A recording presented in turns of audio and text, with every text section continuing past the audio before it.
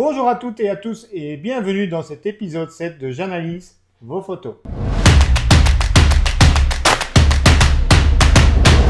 Je suis Olivier Roch, photographe belge de paysages, d'architecture et de nature et j'analyse de manière constructive les photos qui m'ont été envoyées en essayant d'y apporter des améliorations, que ce soit sous Lightroom ou Photoshop quand c'est nécessaire. Cet épisode va être un peu plus court que les autres semaines, car je dois partir en Camargue et à Valensole pour terminer les repérages des stages photos que j'organise dans les semaines qui viennent. Et donc je ne vais analyser cette semaine que 2-3 photos. Je vous promets, les semaines suivantes, je reviendrai à un rythme normal. Et donc je vais en profiter pour analyser encore 2-3 photos du thème duo que j'avais omises. Sorry. C'est les participants qui me l'ont rappelé, donc je vais me faire pardonner en analysant ces photos-là. Donc sans plus tarder, allons-y. Donc on se retrouve dans mon catalogue ici consacré au thème duo, et donc je vous montre les photos que je n'avais pas encore analysées. Je les ai labellisées en mauve. Donc je vais dans Attributs pour filtrer. Bien pratique le filtrage de Lightroom. Voilà, pour rapidement retrouver vos photos. Alors, voilà. Donc, on a cette première photo qui nous a été proposée par Valérie Campéis et qui est intitulée Partage. Alors, c'est d'emblée une très belle photo de proxy macro. Le bokeh d'arrière-plan est vraiment bien réussi. Ça, bravo Valérie, tu as beaucoup progressé dans ce domaine-là. Alors, le centrage ici, vu qu'on est sur un format carré, je vérifie tout de même. Oui, on est bien sur 2048 sur 2048. Oui, disons qu'ici, le centrage est justifié par le format carré, donc pourquoi pas. Alors, la netteté est très bonne hein, sur le papillon, qui est quand même le sujet principal, et sur la tête de l'insecte voisin, dont je ne connais pas le nom. Si vous le connaissez, n'hésitez pas à le mentionner en commentaire. Comme ça, on en apprend tous les jours en photo. Alors, par contre, ce qui me dérange assez fortement, c'est la luminosité qui est trop forte dans les hautes lumières. Donc ici, on voit, dans ces zones-là, qu'on a une perte de détail dans les pétales. Alors, je ne dis pas qu'il ne peut pas avoir de haute lumière, mais là, on a quand même pas mal de zones. Hein. Si vous voyez aussi sur la carapace ou les ailes de l'insecte, on a presque plus les nuances de vert, on a presque du blanc. Donc ça, c'est un petit peu dommage. Alors évidemment, on est sur un fichier JPEG, donc les possibilités de récupération ne vont pas être très élevées. On va quand même essayer, on va voir ce que ça donne. Donc je vais dans Réglages de base, voilà, et sur le curseur Haute Lumière, on va tirer et voir ce qu'on peut récupérer. Donc on va zoomer plus fort, voilà. Alors peut-être pas 400%, mais 200%. Voilà, on place son image au centre. Et on récupère. Donc on va faire un petit avant-après juste pour voir. Voilà. Vous voyez qu'on arrive quand même à récupérer pas mal de détails. Alors le problème c'est qu'on récupère sur l'ensemble de l'image et donc globalement on baisse la luminosité. Si je vous fais un avant-après, Maj S, Shift S, vous voyez qu'on perd sur le papillon. Où là c'était bien d'avoir, je trouve, cette luminosité. Donc on va travailler localement. Donc rapidement avec le pinceau. Hop, on baisse les hautes lumières et on vient donc travailler voilà, de manière plus localisée. Ok, là vous voyez c'est pas mal, hein, on a bien récupéré. Alors on a un peu des aplats mauves parce que bon, il y a la compression JPEG, hein, n'oubliez jamais de faire ce genre de modification de préférence sur le fichier JPEG, hein. Pardon, RAW, sur le fichier RAW. Donc voilà, une rapide amélioration qui permet de centrer plus l'attention sur notre sujet et ne pas être distrait par cette trop forte luminosité. On pourrait encore, éventuellement, en plus d'avoir baissé les hautes lumières, ajouter un peu de correction de voile. Voilà, vous voyez que la correction de voile tend à faire supprimer ce voile qui justement recouvre l'insecte. Alors attention, parce que la correction de voile a tendance à faire monter aussi un peu la saturation. Donc ne pas hésiter, après avoir appliqué de la correction de voile, de rebaisser légèrement la saturation. Là, voilà, vous pouvez voir les paramètres des curseurs. Je suis donc à moins 53 pour les hautes lumières, 44 en correction du voile et moins 19 en saturation. Voilà donc pour cette rapide amélioration de cette image. Sinon, bravo Valérie, c'est une très belle image. Photo suivante, photo qui nous a été proposée par Karine Combalusier et qui s'intitule Quand l'amour prend des ailes. Alors là, le titre est vraiment bien choisi. C'est une très belle photo, hein, une très jolie scène. Globalement, la netteté est très bonne, même je dirais un peu trop bonne. C'est un des points sur lesquels je vais revenir dans mon analyse. Sinon, au niveau composition, je suis un petit peu dérangé par le fait que la queue ici se termine en dehors de l'image, mais bon, c'est encore relativement masqué, donc ça passe encore relativement bien. Alors, ce qui me dérange un petit peu, donc je trouve le bleu un peu fort saturé.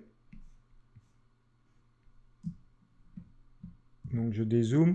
Probablement, donc, je vais passer sur l'onglet teinte saturation couleur, ici. Voilà. Et donc, avec l'outil cible, voilà, me mettre sur saturation et baisser un rien. Pas grand-chose, voilà. Vous voyez qu'il a baissé dans le bleu et dans le violet. Donc, vous voyez un petit avant-après. Alors, je peux peut-être remonter un chouïa, voilà. C'était léger, hein, ce sont des subtiles nuances. Voilà. Mais ce qui me dérange honnêtement le plus, c'est pour moi l'excès de netteté. C'est-à-dire qu'ici, voilà, on a, d'ailleurs je vais zoomer plus fort évidemment, personne ne regarde les images à cette taille-là, mais vous voyez qu'il y a en fait du crénelage. Hein, donc les pixels il ne faut pas oublier que les pixels ce sont des carrés. Hein. Donc en fait, si je zoome à 1100%, là vous voyez clairement les carrés. Et donc quand vous ajoutez de la netteté, en fait, vous augmentez le contraste entre ces petits carrés individuels. Et il y a un stade où en fait on commence à voir, en fait, comme c'est carré, on commence à voir le crénelage. Donc en fait on voit comme un escalier. Vous voyez ici, ça fait comme des escaliers en fait en Z. Et donc ça c'est pas bon signe. Quand vous voyez ça apparaître, alors évidemment il faut évaluer la netteté à 100%. Donc à 1,1, là moi je le perçois un peu. Alors peut-être que vous pas, mais moi je perçois en fait ici que c'est un peu trop accentué. Donc que faire suite à ça? Idéalement j'aurais préféré avoir le fichier RAW pour évidemment pouvoir rebalancer le curseur de netteté, donc le diminuer, mais vu que je ne l'ai pas, je vais procéder autrement. Donc ce que je peux faire, c'est enlever un peu de la texture avec le nouveau curseur texture. Donc je vais me mettre à un rapport de taille de 200%, voilà, pour mieux voir ce que je fais. Et donc voilà, vous voyez, je casse un petit peu là. Alors j'y vais à fond pour voir ce que ça donne. Là, ça devient trop lisse. Donc on va simplement baisser un petit peu et je vais également voilà, baisser un petit peu la clarté. Alors on va voir ce que ça donne. On va faire un petit avant-après, Y. On va les mettre côte à côte. Voilà, et on va zoomer dans les mêmes zones. Voilà. Donc je ne sais pas si vous le voyez, mais en fait j'ai cassé un petit peu la dureté en fait, des marques. Il ne faut pas oublier aussi l'intention photographique. Donc, qu'est-ce que Karine a voulu suggérer dans cette image? Donc, pour moi, d'après le titre, Quand l'amour prend des ailes, on est clairement dans une scène romantique. Ok? Donc, ajouter de la netteté à outrance, c'est-à-dire renforcer le contraste, donne un aspect dur qui va à l'encontre de l'émotion que vous voulez transmettre dans votre image. Donc au plus vous allez adoucir cette image, entre guillemets, il faut quand même qu'il y ait une certaine netteté, mais au plus vous allez l'adoucir, au plus votre traitement va dans le sens de l'émotion que vous voulez transcrire. C'est-à-dire si maintenant vous vouliez transcrire la dureté, par exemple vous avez des ruines d'un château ou quelque chose comme ça, là vous pouvez ajouter de la texture, de la netteté et de la clarté un peu plus fort que d'habitude parce que ça va renforcer le côté dur, sinistre de la pierre. Ici, voilà, clairement, ce n'est pas le genre d'émotion qu'on veut retransmettre. Donc soyez toujours cohérent dans le choix de votre post-traitement avec l'intention photographique, l'émotion que vous voulez retranscrire. Voilà, donc je n'ai pas fait grand-chose sur cette image, je l'ai légèrement adoucie. Évidemment, Karine pourrait aller beaucoup plus loin, j'espère que tu nous diras ce que tu en penses, Karine, et éventuellement poster la version corrigée sur base de ton fichier RAW pour voir ce que ça donne un petit peu. Sinon, la scène est vraiment géniale. Alors, troisième photo qui nous a été proposée, je pense, par Brigitte de Belgique. dont malheureusement je n'ai plus le titre, désolé, mais dans mon dossier Dropbox, il n'y avait pas le titre. Voilà, tu nous le spécifieras en commentaire si tu vois la vidéo. Alors, une très jolie scène, mais voilà, il y a un gros souci de netteté. Si vous avez des photos qui n'ont pas une netteté optimale, ne les publiez pas en 2000 pixels, hein, parce que là, on verra tout de suite le problème. Par contre, si vous les publiez sur Instagram ou ce genre de plateforme, personne n'y verra grand-chose. Je vous montre. Si vous la regardez à cette échelle-là, elle est nickel. Mais évidemment, quand vous regardez à 100%, vous apercevez rapidement qu'il y a un souci de netteté. Alors, juste pour voir, hein, on va quand même tester Topaz AI Sharpen, hein, puisque, comme je dis toujours, il faut toujours tester avant d'affirmer. Donc, on va y aller. Je lance Topaz AI Sharpen et on va tester avec Stabilize, qui donne souvent de meilleurs résultats, d'après mon expérience. On va laisser les paramètres par défaut et on va faire un update du preview pour voir. Alors, vous voyez que là, c'est juste un preview, donc il calcule plus rapidement que le rendu final, mais ça va nous permettre de nous donner une idée de la faisabilité du renforcement ou pas. Alors là, vous avez probablement vu que je me suis interrompu parce que j'ai été évidemment à nouveau surpris par la qualité de la reconstitution. Donc là, on est à 100%. Hein. Je vais vous faire un avant-après. Donc voilà. Regardez bien au niveau de l'œil. Je ne vais pas zoomer à 200% parce que ce genre d'image ne sera vu qu'à 100%. Je reclique. Regardez la différence. C'est vraiment impressionnant, la netteté. Donc vous voyez, même après, je peux me tromper. Donc je pensais que cette image pour moi était bonne à jeter quasiment. Eh bien non, je vois qu'elle est récupérable. Donc une fois que c'est bon, alors vous pourriez ajuster encore un peu les détails.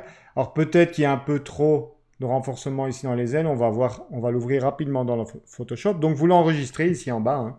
Surtout enregistrer quand c'est aussi bon comme résultat. Voilà, save, hop.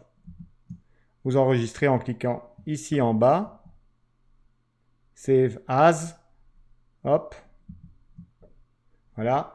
Il vous demande en quel format. Alors évidemment, n'allez pas la compresser, hein. Donc ici, moi, je vais le laisser ce qui est par défaut, même si on était sur du JPEG 8 bits. Ça ne fera pas de mal à l'image de l'enregistrer en TIFF.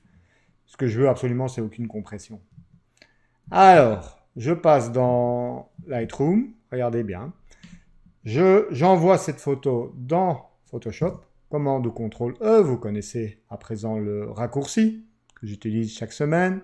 Alors j'ai mis le fond en blanc, c'est pas grave, je vais le laisser comme ça. Donc ça c'est la photo qui vient de Lightroom. Alors je vais la renommer LR, comme ça je sais que c'est ma photo de Lightroom. Et maintenant je vais venir superposer au-dessus la version renforcée par Topaz, parce qu'elle a été renforcée sur l'ensemble du fichier. Donc je vais ouvrir et je vais donc rechercher où il a enregistré. Alors je vous avoue, je n'ai pas fait attention au moment où il l'a enregistré. Donc je reclique sur Save As dans Topaz pour voir où il me le propose. Et bien il me le met dans Thème Duo, dans le dossier d'origine. Donc c'est parfait. Je n'ai donc plus qu'à retourner dans le dossier d'origine qui est donc Thème 7 Duo. Voilà. Et voilà la photo renforcée. Donc ce que je fais, je clique droit dessus, dupliquer le calque. Dupliquer où? Alors, je vais le dupliquer dans l'autre document. L'autre document s'appelle 3566 copies. Voilà. En fait, ça copie donc ce calque dans l'autre document. Voilà. Je ferme celui-là. Et donc maintenant, j'ai les deux superposés. Donc ça, c'est la version, le calque avec Topaz et Harry. Ok, donc la version normale, version renforcée. Alors maintenant, je vais un petit peu zoomer et évaluer. Voilà. Ici, par exemple, je trouve qu'il y a trop l'effet crénelage dont on parlait justement dans la photo de Karine avant, c'est-à-dire, vous voyez, cet effet d'escalier. Donc on va le casser un petit peu en créant un masque de fusion, donc blanc, puisqu'il y a quand même une grosse partie de l'image que je veux conserver. Et là, avec un masque, avec un pinceau noir, je viens donc cacher les zones que je ne veux pas voir impactées par le réglage de Topaz. Donc je m'assure d'avoir du noir en avant-plan ici. Voilà, si ce n'est pas le cas, vous appuyez sur D pour remettre les couleurs par défaut et X pour inverser la couleur d'avant-plan et d'arrière-plan. Et là maintenant, oups, j'ai l'outil sélection. Voilà, brush B. Et là maintenant, voilà, je viens un petit peu. Alors peut-être c'était un petit peu fort, hein, c'était trop rapide. Donc ce que je vais faire, je vais baisser l'opacité. Voilà, à 40%, mon flux est à 20%. Et donc maintenant, voilà, je viens un petit peu estomper. Voilà, peut-être aussi les bordures, vous voyez, ou l'effet. Alors n'oubliez pas qu'ici, je regarde à 500%. C'est pas la taille idéale. C'est juste pour mieux percevoir, en fait, les zones qui sont un peu trop suraccentuées. Et vous voyez, j'y vais léger hein, avec le pinceau. Hein. Je casse juste un peu l'effet crénelage qui est un peu trop artificiel. Tiens, ici, on a un truc bizarre, je n'avais pas remarqué. Donc un peu la bordure. Vous voyez, la transition entre l'arrière-plan et le sujet qui est peut-être un peu trop renforcé. Alors maintenant, on va se mettre à 100%. Commande ou contrôle 1 nous permet de nous placer à 100%. Voilà, c'est pas mal du tout. Alors, quelques petits coups de pinceau sur le corps. C'est là où je vois que ça picote un peu trop. Et on va regarder l'arrière-plan. Est-ce que ça... Alors, vous voyez, en fait, ça a même enlevé... Parce que dans Topaz, vous n'avez peut-être pas remarqué, mais il y a aussi Suppress Noise. C'est-à-dire que non seulement il essaye d'enlever le flou de l'image, remove blur, mais il a aussi essayé de supprimer le bruit. Donc il a eu deux actions. Donc j'ai laissé d'ailleurs les paramètres par défaut, 0,25 comme vous pouvez voir, mais vous voyez donc qu'il n'a pas augmenté le bruit dans l'arrière-plan, au contraire, il l'a diminué, tout en renforçant l'image. Alors ici du coup on voit un petit peu de halo qui sort au niveau de la transition. Hein. Donc regardez, avant, après, vous voyez qu'il y a un petit halo son. Ben, rien n'empêche de venir masquer. Vous pouvez faire le tour comme ça rapidement. Si c'est des zones qui sont pas trop étendues, vous pouvez le faire rapidement au pinceau. Ça va plus vite que de créer des sélections. Et donc je reviens commande 1. Voilà, sur cette image que j'avoue, maintenant j'apprécie beaucoup plus. D'ailleurs, on voit bien l'effet de pluie. Il a été également renforcé si on voit les traits ici. Donc maintenant, pour revenir un peu à l'analyse de cette photo, je vais réafficher le fond normal de Photoshop. Clique droit sur le fond en fait pour changer la couleur du fond. C'est toujours intéressant de voir vos images sur différentes couleurs de fond. Et donc maintenant au niveau de la composition, franchement, c'est une photo très sympa. Alors je vous avoue que je ne suis pas trop fan des formats un peu exotiques, commande Alt-I. Donc là, on est 1108 sur 961, donc on est presque carré. Donc personnellement, je préférerais alors un vrai carré ou alors un 4 tiers. Donc ici, en appuyant sur C, j'ai activé l'outil recadrage et je vais aller chercher format carré. Voilà. Et voilà. Oui, du coup, il manque de la matière. Bon, ici, ce qui était bien, c'est que ça partait vraiment dans le coin. Donc, réflexion faite. En fait, vu qu'il me manque de la matière, je vais laisser ça partir du coin comme l'avait cadré Brigitte. Finalement, c'est pas plus mal comme ça. Après tout, le recadrage, vous pouvez choisir le format qui vous plaît. Hein. C'est juste que moi, j'essaie de toujours recadrer mes photos dans des formats standards pour l'impression. Parce que si vous n'êtes pas dans des formats standards, donc ceux qui sont, par exemple ici dans Photoshop ou bien dans Lightroom, dans l'outil recadrage R, voilà, vous avez ici toutes sortes de formats dits standards, c'est-à-dire qui sont reconnus par la plupart des imprimeurs. Sinon, si vous arrivez avec des formats exotiques, soit ils vont recadrer votre image, ils vont vous proposer de la recadrer, soit vous devrez faire du sur-mesure et ce sera plus cher. Donc voilà pourquoi je privilégie les formats standards. Voilà. Donc voilà pour cette analyse de photos. Sinon, outre la composition, la netteté, vous voyez qu'on a su résoudre le problème. Donc n'hésitez pas, quand vous voyez qu'une photo semble ratée, avant de la passer à la trappe, si évidemment elle vaut quand même la peine, faites un tour dans Topaz AI Sharpen. Alors je rappelle que je n'ai pas d'action chez eux, donc je ne touche pas une commission chaque fois que quelqu'un achète leur logiciel, mais franchement, c'est assez bluffant. Là, j'ai encore été bluffé moi-même par cette photo. Voilà. Donc, on va conclure là-dessus parce que la Camargue et Valençol m'attendent. Donc, je vous souhaite à toutes et à tous une très bonne semaine. Je vous remercie d'avoir regardé, de votre fidélité chaque semaine. Et je vous dis à la prochaine. N'oubliez pas de commenter en bas, hein, de donner vos retours par rapport aux critiques que je formule. Sinon, moi, je crois que ça plaît à tout le monde. Alors, n'hésitez pas à le dire que ça vous plaise ou non. Si ce n'est pas encore fait, n'hésitez pas à vous abonner, comme ça vous serez notifié de mes prochains épisodes. Et si vous avez vraiment apprécié, n'hésitez pas à donner un petit pouce en haut, partager sur les réseaux sociaux. Ça me motive à faire d'autres épisodes pour vous. Et donc, je vous dis à la semaine prochaine. Ciao